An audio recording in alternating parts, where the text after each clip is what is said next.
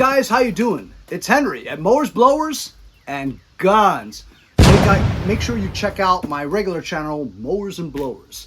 Now about 18,000 subscribers. That's my main channel, but I also like guns, so I'll give you guys a little bit of eye candy today. It's a very special day, but you have to bear with me just a little bit. I'm going to tell you a really quick story. So my dad passed away about 9 years ago from cancer. Thank you, I appreciate it. If you guys have lost anybody from cancer, cancer sucks, and the whole situation's terrible. I'll probably die of cancer. But you know what? We'll cross that bridge when we get to it. Hopefully it won't. Anyway, so my mom's still having a difficult time about it, and a way for her to start letting go, if you will, of the possessions that he had. That, of course, it's difficult to say, oh, you know, he had all those possessions that he collected over his life, and now nobody's going to want his possessions, right? But at the same time, you have a long-lasting memoir of these things, but it keeps reminding you of how much clutter there is in the basement, so she wants to clean it out. Every time she cleans it out, she thinks of him, she gets depressed, and it's not good for her health, even her mental health. So I went over to her house a few months ago, and I helped her clean out the garage a little bit, the basement a little bit.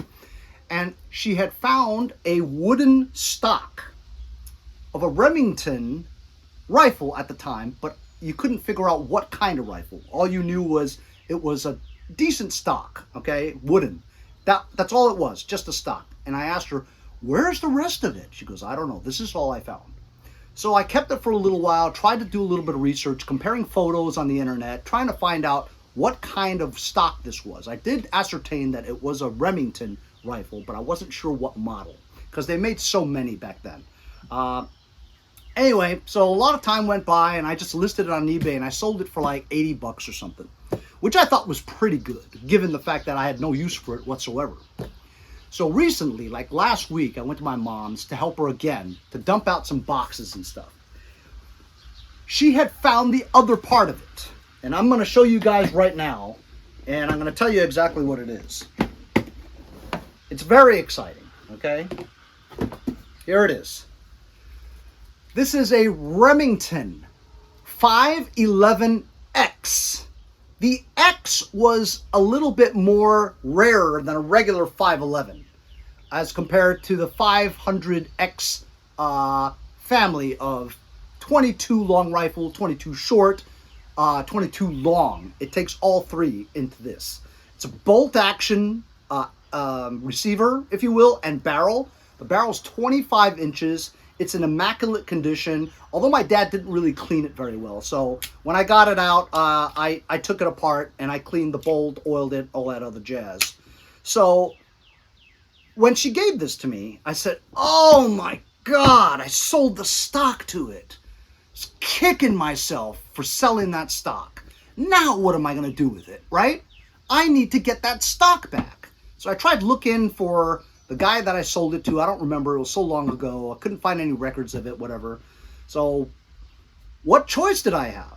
I had to go and buy another person's stock that fit this. I found another stock, and it was in much better condition than mine. Also, instead of it being light beige color wood, it was walnut, and it wasn't gloss coated like mine was. So it's not coated with any shellac or gloss coat or anything like that. It's not shiny. It's the regular walnut wood, right? So it comes with the stock. I mean, I thought about just buying the stock, but the stock comes with, the stocks don't usually come with the trigger guard and the 2 screws. This has a magwell, so the magwell plate and the screws, right? Also the butt, the black part that goes at the end of the butt of the stock, that wasn't included in most of them. And if you bought them all individually to put it on your bare stock, it would cost about what I paid for it, which was about 160 bucks. That's right, I paid 160 bucks for the new stock, new to me stock from some guy. That's supposed to fit a Remington 511. Now mine's a 511X. What does that mean? It was rare because it had a different kind of rear sight that was completely adjustable for that era. They have just regular peep sights and all that stuff, but this one was fancier.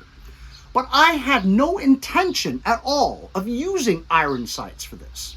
Yes, that's probably what everybody used back in the day, but this has a dovetail rail. Dovetail rails are very hard to find scopes for, or Picatinny adapters for the dovetail. They have them, but mine's rounded. The top is rounded like that, and when you buy the dovetail to Picatinny adapters, it's flat. So even though it won't even reach the rail because of this rounded part, there's this flat. So I had a dickens of a time trying to find some kind of adapter or dovetail rings that would accommodate the round part on the top. If you guys look for me, you'll know what I mean. But I did find a few, but I'm just not 100% sure it'll fit. I wanted to think that if I could put some kind of just an M-lock Picatinny rail over here. I do have access to 2 screws here, right, that go right onto the barrel. These 2 screws held on the sight, the rear sight. What happened to the rear sight, do you ask? Well, I had done some research on eBay that sight is actually extremely rare and you can't find them anywhere. And they're worth a lot of money.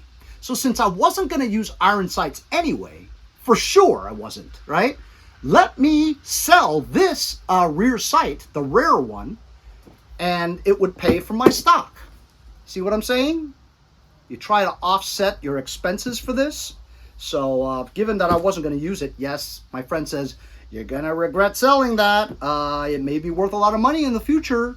And I says, maybe, but I'm about right now. You know what I mean? If I can enjoy this weapon right now, I'm not going to worry about maybe I'll get $1,000 for this rifle when it's done with the original rear peep sight. You know what I mean? So I'm not going to regret it, I don't think. But you never know.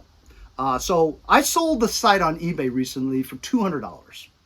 So that pays for the stock that I just got, right? And I'm not going to use the sight anyway. So that's the story up to now. I'm going to open this box and we're going to check out the stock. Yes, I know it's a long story, but you know what?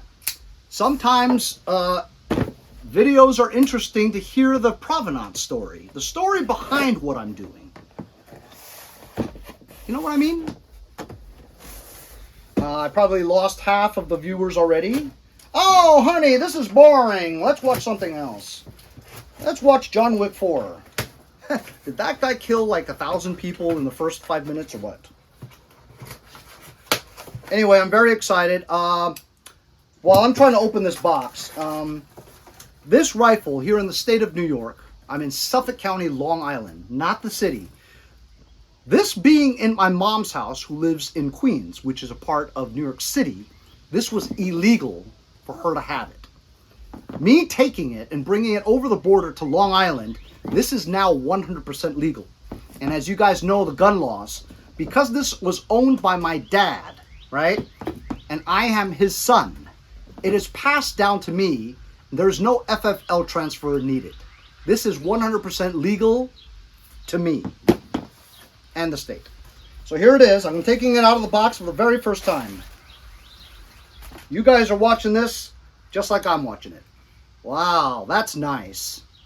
The guy did say that the sling is dry rotted and cracked. Old leather, super old. The one that I had did not have the thing for the sling, you know, these things. They're not QD mounts. They're, you know, old school, screwed.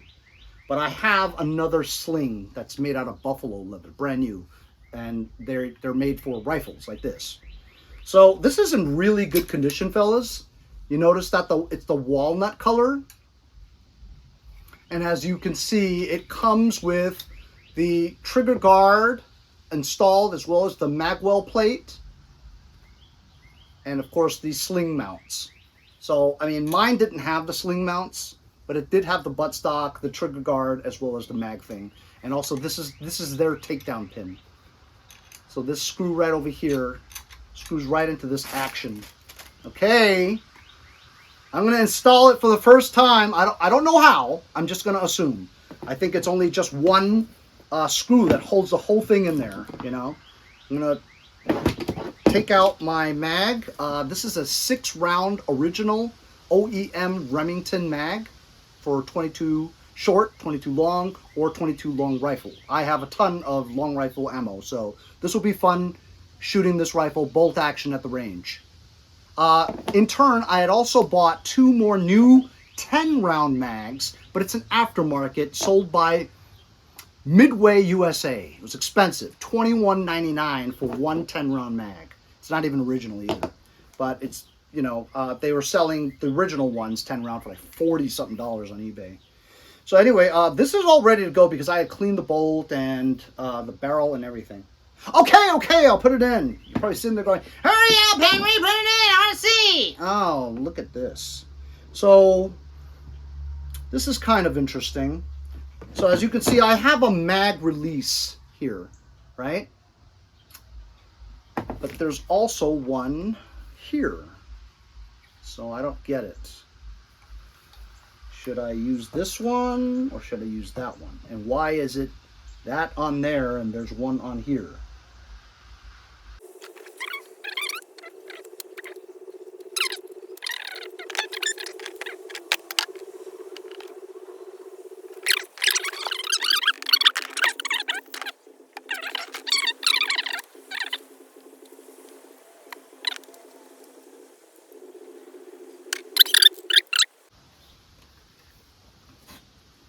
You guys see that? I lowered the camera. That was it. It's that simple to put this thing together. It looks really nice. I like it.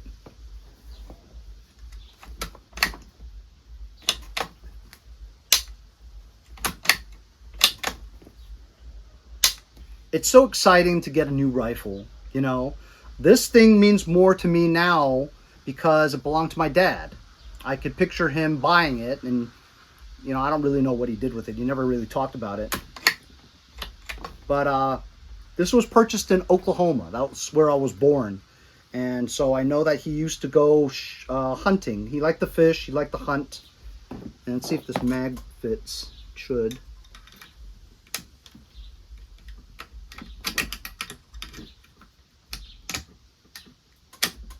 Oh, wow. Does it go in there like that? All the way? How about it? It goes in flush, like that. I guess a 10-round, it would stick out a little bit more, right?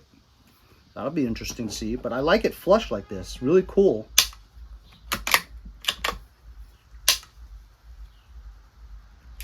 Oh, very cool. Look at that. Comes right out. I'm stoked, fellas. Any of you guys know anything about the Remington 511? You know the history behind it or anything? I'd like to know. It's not easy to put in though. And I don't want to like force it because I feel like I might break something. But I guess they made these things pretty well back then.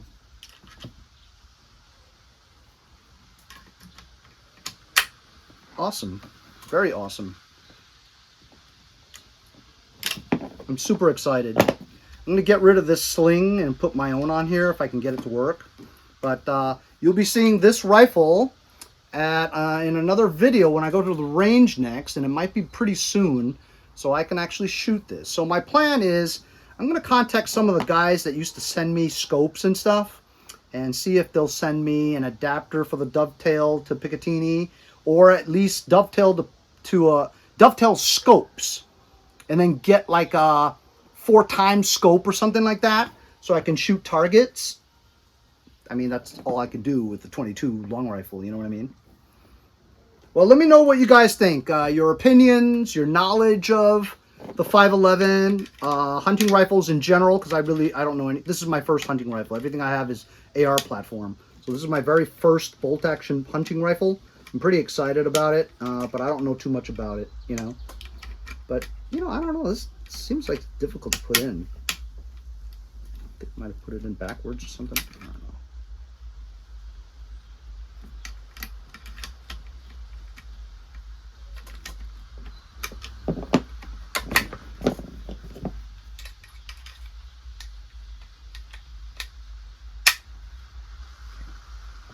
I just have to get used to how it comes out and goes in.